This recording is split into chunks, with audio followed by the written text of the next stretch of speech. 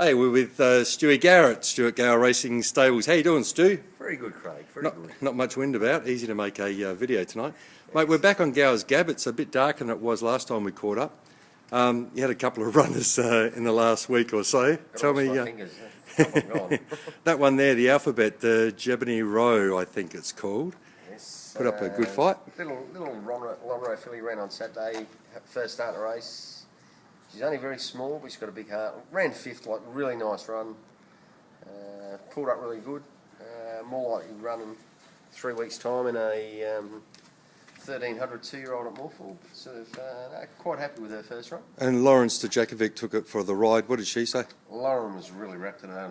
Lauren sort of loves her, because she's a little trier, even though she's very small. But you know, they don't have to be small to be winning races. So. True. Stu, I think you got a few nominated coming up at Gower, is that right? Yeah, we've got a few next Wednesday. We've got nothing running at all this week, so there's just a bit of paddock movement. Horses in and out, like the Barley Gold might be back and sort of getting him set for Darwin again, and we'll see how he goes. He might have one run and then that'll determine whether he goes to Darwin. You might be taking more than one to Darwin again. Smoky Dubai is a chance on her first up run, we might even take her up for the Guineas and the Derby, so we'll see what happens there.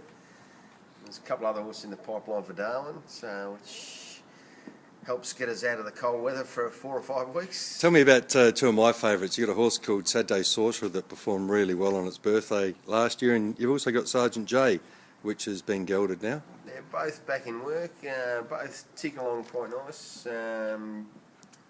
About 4 to 5 weeks away, you know, all going well there, 4 to 5 weeks. Call Me Biscuit, she's not far away, she's 4 to 5 weeks away.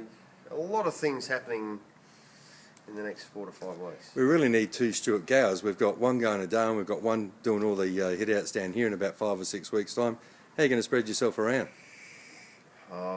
Just might be flying backwards and forwards and sort of doing a fair bit of travelling. Worked last time pretty well, I think. We said goodbye to Crockman, of course, up there. Also said goodbye to anything that moves in the last few days. Yes, he went in the sales yesterday. We got rid of him, no reserve. I think he went really cheap, and I hope they can win a race with him. But he wasn't worth us persevering and keeping in Adelaide. So.